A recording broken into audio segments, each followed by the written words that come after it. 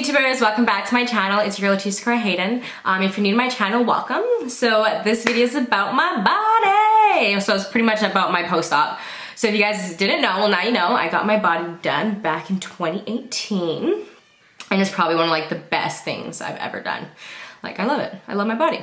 So I'm just gonna pretty much give you guys some tips and tricks or like pretty much just some information what you guys need to know regarding the BBL with Dr. Plaza in Colombia. So, okay, so I pretty much like, I have all these cue cards, additional costs, I have pills, can you guys see this? Pills, I just got all these cue cards, so hopefully I'm not like rambling on too much, but let's dive in. Okay, so let's talk about research. So I did this video maybe like 100 times right now and I'm just getting really frustrated with it. So I'm just gonna, I'm just gonna do it. So I researched Dr. Plaza for 3 to 4 years prior to picking him as my surgeon. So I just made sure there was no deaths related to him. I reached out to the previous girls that got surgeries done by him and I got nothing but good feedback. So that's why I chose him as my surgeon. He quoted me $4,400, which included a full laser body sculpture and a BBL.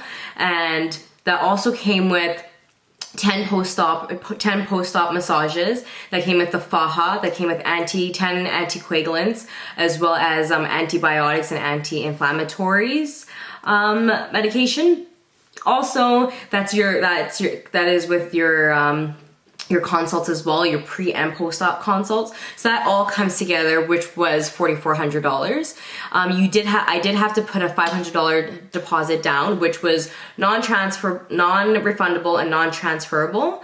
So I had to make sure I was gonna go do the surgery.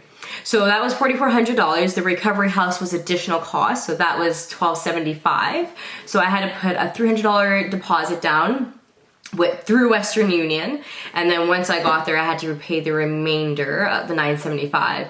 So you can either pay that by US dollars or you can pay that by pesos. If you pay that on your Visa or MasterCard, they're gonna charge you an extra 7%. So I would highly recommend you bring some US dollars so you don't get that extra 7% added on to your Visa, because that's what I did. I just paid with my Visa and whew, that skyrocketed real quick. Okay, so the recovery house pretty much comes with everything it says in the voucher they gave you. So it comes with air conditioner, it comes with the LED TV, it comes with Wi-Fi, you have your transportations to and from the airport, to and from your pre and post-op clinic appointments.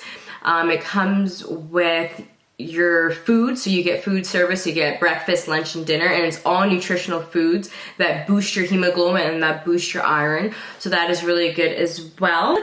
So it pretty much had like 5 bedrooms, 2 private rooms, the other 3 bedrooms were double occupancy. We had nurses 24 hours throughout the day. Like for me, the recovery house was phenomenal. Like I had a great experience with the recovery house. I do recommend it. I do see that Dr. Plaza is building another recovery house. If you haven't checked out his Instagram, it's lesplastique.drplaza. So check out his new recovery houses. I do see him posting stuff on there.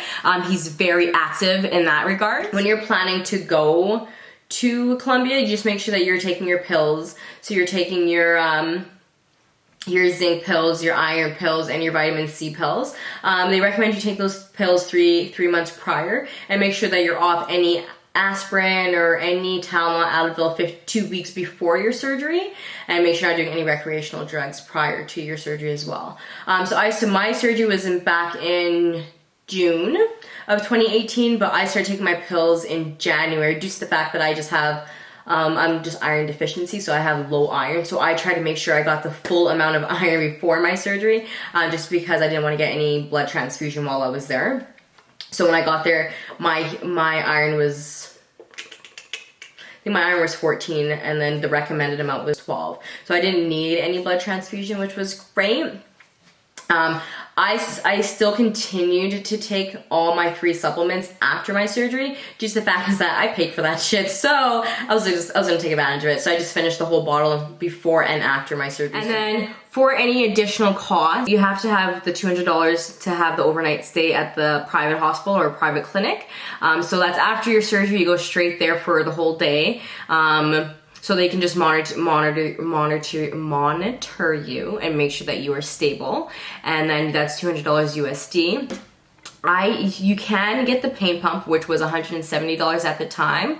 I never got the pain pump because I have a high pain tolerance and I really didn't think I needed the pain pump, so I never got it. If you think that you need the pain pump, then get it, but the pain after surgery is not that acute. I was up and walking, like it was honestly, it was tolerable. So if you do watch my last video, you can see me, I was very mobile, very, very alert. But it's totally up to you, up to your discretion on what you think. The second faja is $65 as well. So you get the first faja free, which is included in your quote, and then the second faja is $65. And extra massages. So I do stress getting extra massages when you can, when you're down there, because it's only $6. You can just add it in. I'm not too sure if the pricing has changed now because, like I said, I did go there 2 years ago, so I went back in 2018. I know some things have changed and some things have tweaked, but that's what it was quoted to me before. Okay, so we got that covered.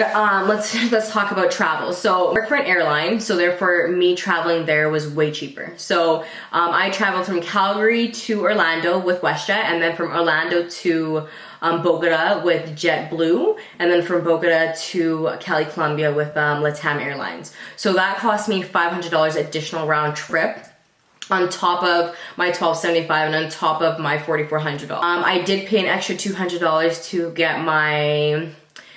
go to the oxygen chamber. I went to the oxygen chamber regarding my bruise that I got. Well, I got a scar. So I went to the oxygen chamber regarding my scar, but I personally didn't think that the oxygen chamber really helped my scar. I just thought it was pointless, but I wanted to try it out. I wanted to get the full effect of everything, so I did do the oxygen chamber 3 to 4 times. And I think each time I went, it was like $50 each time. So if you do bruise really bad, I do recommend the oxygen chamber. I didn't bruise that bad, but I thought the oxygen chamber would help with the healing of my scar, but it really didn't. Yeah, clothing. So clothing, when you're going there, just make sure you guys pack lots of loose clothing. So loose tank tops, loose dresses, loose shorts, comfortable shoes, comfortable socks, everything along those lines. Just make sure you're very comfortable with what you're wearing, because you're gonna be like stuffed the whole time. You don't really need underwears. I know that sounds kind of weird because when you're in your faja, it has a little like hole where you're able to like urinate or void, pee, whatever. So you really don't need to bring underwear. But you should bring maybe just 5 pairs of underwear, because you're barely gonna be wearing them. But we're just bring full underwears though. So make sure you bring full underwears, maxi dresses that are loose. Lots of tank tops, because you're gonna be wearing the tank top under the faja, and you don't want to get any faja burns. So lots of tank tops. You guys can bring polysporin. You can bring bio oil. Some girls brought witch hazel. Stuff like that you can bring. I do recommend you guys to purchase lumbar mold board. So this goes on your back, and also you guys should purchase an ab board. So you're gonna need the ab board as well. And make sure you guys bring lots of maternal pads. Like when I mean lots of pads, you need maybe 2 to 3 packages of pads, because you will see how much they stuff you with the pads just to compress everything together. So make sure you bring lots of pads. And also you guys can buy some dog pee pads. I'm pretty sure they're called potty train pads. So if you go on Amazon, it's just go pee pads, and then this disposable white pad where dogs urinate on. Bring lots of those. You can buy everything I'm listing off Amazon, and they're like $30, $25. They're very cheap. You can buy fajas on Amazon. You can buy lipofoam on Amazon as well. Make sure you guys purchase a donut tailbone pillow. So it's like a butt pillow. And on Amazon as well, there is BBL butt pillows that you can purchase. But I found that the donut pillow was very comfortable for me, just for traveling back to Calgary and just traveling in general. It really helps alleviate pain from my butt. So I would say purchase that. And I'm pretty sure that's pretty much everything that I would tell you guys to bring. If I remember something else, I will list it down in the comments below. One thing I can stress a lot is to make sure you continue your massages after your operation. So I found that on my trip back to Calgary, I was really worried about the built up fluid in my body just sitting there and not being massaged and not being moved around. So every like hour when I was at the airport, I went to the bathroom, gave myself a massage just so I didn't develop any fibrosis, or what do they call it, like cottage cheese belly. Like, I just make sure I massage the shit out of my body. Once I got home to Calgary, I still continued my massages for the whole month. And then after that, so after my post-op, continued my massages for the whole month, and I did massage myself after my whole month of massages. So I massaged myself at least twice a week. I did buy some syringes, and I did retract some fluid from my abdominal area. So I did see some fluid in certain places, and I was able to withdraw that fluid from there. So that prevents me from developing fibrosis, because you know, I didn't want that on my body. So that was really great. And yeah, so I will show you guys how my faja looks.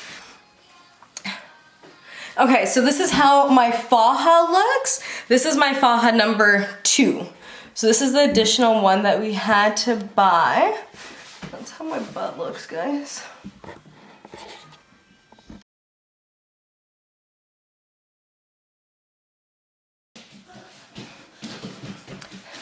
So this was like $65. What are you doing? Okay, and then let me show you how my stomach looks. And to have you guys here. So this is how my stomach looks. This is how my stomach looks.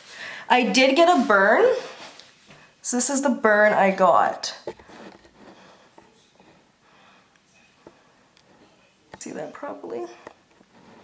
Let's talk about that lipo burn. Okay, so that lipo's burn is just from how aggressive the doctor was going from the fat removal. That's how I got that lipo scar. So I think he was just going too aggressive during those areas of fat on my stomach, where I ended up with a scar. So at this point in time, like I don't really care about the scar. It's not like it's on the front of my abdomen. It's on the side, so I barely see it. It's barely noticeable. It's very recognizable, and it's not as huge. It looks huge, like from the camera point of view, but like when I look at it, it's not as big. So like, I'm not really concerned about that. But like, remember, there are gonna be downfalls to procedures, right? Nobody's ever gonna be 100. Well, some people are, but I was the unfortunate one that did get a lipo scar, but I'm not unhappy with it. I'm not mad about it. Like, I knew what I was getting myself into, and I accepted the fact that I did get a lipo scar. So I think I covered everything. I think I talked about everything. If you guys have any more questions or concerns for me, please don't hesitate to ask or message me on any of my social media platforms. My Instagram is Sekorah, so that's Sekoraah. So yeah, I think that concludes this whole video. I hope I was able to answer all your guys' questions and give you guys back the feedback that you guys wanted, that you guys need, to anybody that's getting surgery done soon or later or after this whole COVID pandemic. I hope everybody's staying safe on top of that. Please don't forget to subscribe, like, and comment below. If you have any other questions, please don't be afraid to hit me up on social media. Have a great day, guys. Bye.